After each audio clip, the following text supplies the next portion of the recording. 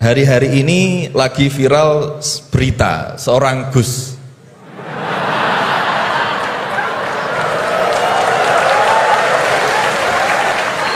Mohon izin. Yang mungkin berceramah dengan kalimat yang kurang baik, mungkin diniatkan guyon tapi malah melukai hati orang lain. Tapi Masya Allah Gus Bahak guyon tapi tidak pernah melukai hati orang lain.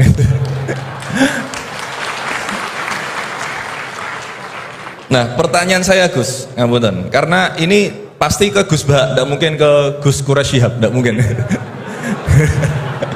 Karena pasti Gus Bahak.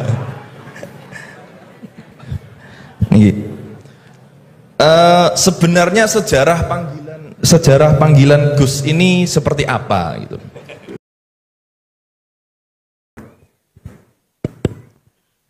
Ini yang provokatif dulu itu ya.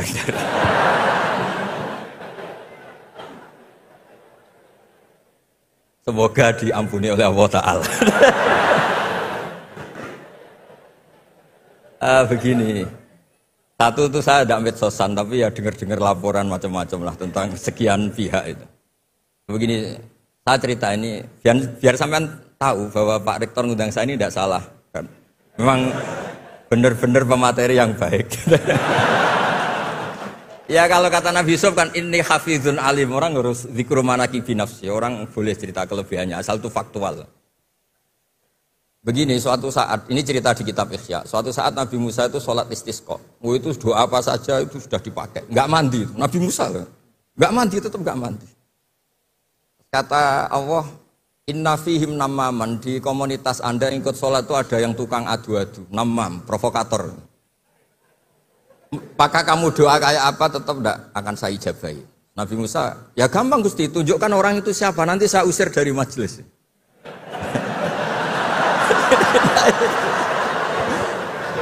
Jawabnya Allah itu lucu.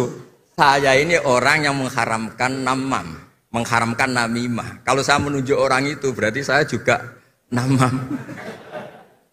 Intinya itu Allah terus mengabaikan sekian peristiwa namam. Jadi kalau pertanyaan provokatif terus kayak gitu tuh masih diabaikan oleh Allah Ta'ala. Karena nanti repot itu. Repot. Memang saya termasuk Gus yang asli itu jelas kalau itu.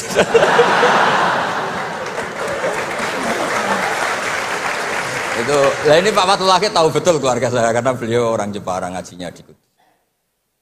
Ya, terus masalah fatwa tadi, fatwa sosial itu atau memahami pakai terjemah begini seperti yang dikatakan Pak Kures. Ada pegangan yang umum kayak sidik, amanat, tabligh, fatona. Itu memang lewat terjemah nggak apa-apa.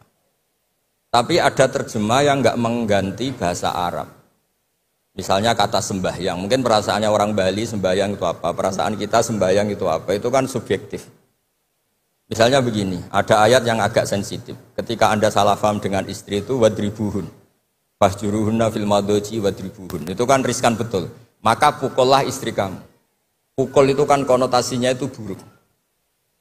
Tapi di semua tareh, saya bilang tidak sebagian, di semua tareh itu disebut dorban ghairu mubarrihin, mukul yang tidak melukai. Jadi orang Arab itu punya adat.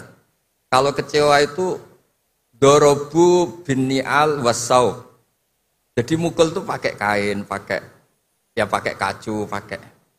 Nah, di Jawa kata mukul itu ya mesti kekerasan itu. Nah, yang jenis ini itu riskan kalau dari bahasa Arab pindah ke Jawa. Jadi ada yang riskan, ada enggak. Nah, sebab itu saya sering bilang, saya ini kan belajar tafsir insya Allah lah, khatam. Cuma saya tidak suka nulis, karena sudah ada yang nulis.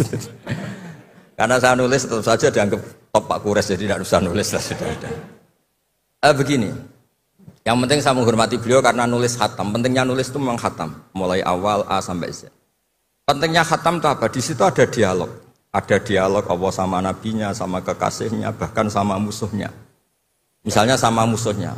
Itu Nabi Musa masih dibilangi sama Allah, faqula lahu qawlan layyinan. Ini penting saya utarakan. Nah, suatu saat Harun Ar-Rasyid ini didatangi ustadz, mungkin ustadz yang amatir lah, masih latihan ustadz, jadi masih ekstrim itu. Ya Amirul Mukminin, ini nasihun lak, famusyaddidun alaika, fala tajidanna fi nafsika aliyya syai'an. Ya sampai latihan bahasa Arab nanti Pak Rektor. Bukan Anda, Gus naturalisasi tadi Anda. Saya akan memberi nasihat engkau. Kemudian cara nasihat saya itu musyaddid, ekstrim.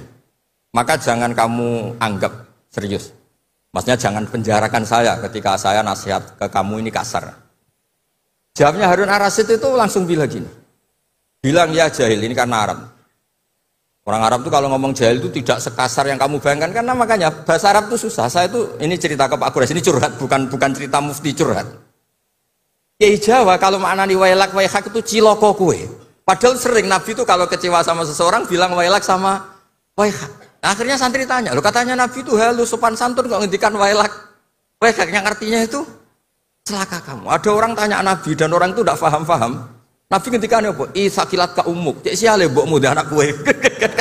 Diterangkan nggak paham. Tapi sarah-sarah kayak kitab Irsyadus Sari itu bilang gini. Kalimatu tarohumin wa talatufin. Ini kalimat yang orang Arab tuh merasa dekat sehingga bilang wailak waihak. Tapi Kiai Jawa tetap saja maknani ciloko. Masalahnya di konteks itu yang dawuh itu Kanjeng. Nah, saya ngendikan ini orang Solo ini kan gak apa-apa. Kayak bakat gitu aja terus orang itu. Nah, yang seperti ini nggak bisa dipindah ke terjemah. Dan itu saya teliti dari sekian tradisi. Ya tadi kayak wadribuhun. Makanya terus ulama nyusuli dorban ghairu mubarrihin. Mukul tapi tidak melukai. Karena orang Arab itu biasa kecewa mukul pakai peci. Tapi kalau orang Jawa nggak berbayang mukul. Kedua misalnya contoh mahar. Orang Arab kalau masih mahar itu banyak. Karena jumlah bahar banyak, kemudian setelah suami istri hubungan intim, setelah dicerai itu kadang kepikiran ngambil, karena maharnya misalnya Alphard, 1 miliar, gedung. Sehingga harus ada pelarangan mengambil ulang mahar.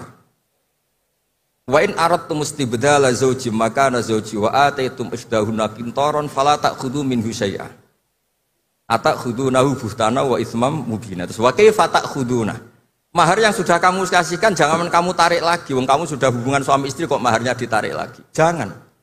Kenapa ada kata jangan ambil lagi? Karena maharnya itu Alphard, gedung, uang 1 miliar. Dulu Pak Rektor ketika nikah itu seperangkat alat sholat, gak dilarang juga gak akan diambil itu. Artinya gini, gak mungkin andikan Quran turun di Indonesia ada kata fala ta'khudhu minhu syai'a. 100.000 seperangkat alat. Saya jadi kiai itu sampai bosan karena tiap nikahkan tuh maharnya seperangkat alat sholat. Itu kalau sudah nikah 10 tahun bentuknya sudah kayak apa ya? Itu nggak usah Allah repot-repot bilang jangan ambil lagi, jangan ambil lagi. Nah, itu kondisi yang antara kita dan tradisi Arab itu beda. Dan saya belajar tafsir sampai segitunya, makanya nggak salah lah kalau saya diundang itu nggak salah. Maksud saya yang naturalisasi tadi ya tidak usah diundang gitu maksudnya. Kalau nggak memenuhi kualifikasi tafsir loh ya. Ya karena kalau nggak memenuhi kualifikasi apa tafsir. Tapi jangan terus ngundang saya terus, nggak mau juga saya. Nah tadi yang pertanyaannya Pak dosen Pak Ghafur tadi. Nanti Pak Quraisy nambahin. Hukum sosial itu memang nggak pernah mengikat di semua sisi ya, karena memang patokannya itu begini. Saya ambilkan contoh di Quran ya, karena ini memang tema tafsir. Di hal-hal sosial itu kekasihnya Allah pun didhawuhi Allah begini. Wa in adri la'allahu fitnatul lakum wa mata'un lil akhin. Wa ma adri ma yuf'alu bi wala bikum. Jadi Nabi misalnya mau perang, misalnya perang apa ini, Allah terus bilang, Muhammad kamu tenang saja, pasti menang. Enggak. Karena kalau dibilang begitu nanti kendilnya Nabi atau keberanian Nabi dikirakan ada jaminan, tetap. Sehingga nyuwun sewu Nabi juga pernah mengalami perang menang di Badar, pernah mengalami kalah di Uhud.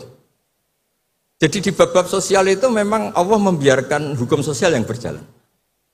Sampai Ibnu Khaldun ngendikan begini, saya masih ingat betul dan itu saya pegang. Nabi sebagai Nabi itu kena aturan hukum sosial. Meskipun beliau punya mukjizat kayak apa, ketemu orang harus santun, ketemu anak kecil harus sayang, ketemu orang sepuh harus hormat. Andai kan Nabi bisa terbang ke langit sekalipun Mi'raj, tapi ketemu anak kecil nampar, ketemu orang sepuh ngeludahi, tetap gak diterima oleh publik. Walau kunta faddan ghalidal qalbi lan faddu min khawli. Betapa pentingnya tata krama sosial. Kata Ibnu Khaldun, hadza Rasulullah man uyyida bil kauni kulli. Ini Rasulullah orang yang di backup sekian alam raya, tapi sekali melanggar tata krama sosial, tetap lan faddu min khaliq, orang akan bubar. Sampai ngegoskan saya, sekarang tak pisoi. Wah Gus apa Gus kok mison, mesti langsung gitu. Nah coba misalnya sekarang nyon sewu saya ngeludahi Pak Rektor, langsung dipecat saya. Artinya tatanan meskipun saya keramat. Makanya kata Ibnu Khaldun, hadza Rasulullah man uyyida bil kauni kulli law syaa. Ini Rasulullah orang yang bisa mengendalikan alam raya karena kekasih Allah.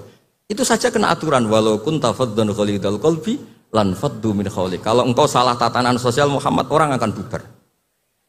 Nah maksudnya gini Pak dosen, kalau tatanan sosial gini, saya pernah ditanya oleh dekan fakultas kedokteran pas ada diskusi dengan ya tadi orang-orang medis, misalnya begini, itu misalnya nyun sewu tapi gak usah dijiwai, gak usah kamu udah dilupakan saja gak apa-apa.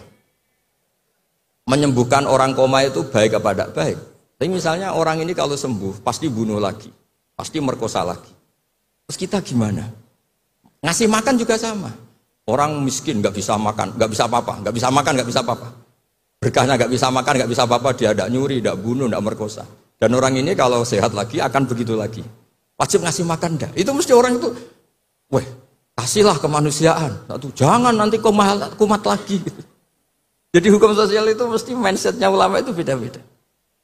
Saya sering matur ke Pak Quraisy, saya itu pernah kata santri saya pernah katanya diundang ke Malaysia, juga pernah katanya diundang ke Maroko. Saya bilang sudah yang kelas-kelas internasional Pak Quraisy saya ada usah. Kenapa? Jawabnya sederhana. Nanti kalau saya sering keluar negeri, terus semua kiai seneng keluar negeri, terus yang mulang pondok saya siapa? Terus gue iling-ilingan nak neng dunia ono kiai desa sing alim, kata saya maksudnya kiai desa tapi maca kitab ya cek bener rofa nasab. Tapi saya seneng sama kiai yang keluar negeri karena ini mewakili syiar. Saya seneng sama UI karena syiar gini. Tapi saya jangan disuruh jadi kiai di UI. Nanti gajinya tetap. Kalau kiai kan sering dapat gaji min haitsu la yahtasib. Kayaknya jumlahnya banyak saya Mas. Jadi yang hukum-hukum sosial tuh biarlah alam yang. Ya sudah setuju ya. Oh ya pokoknya gitu.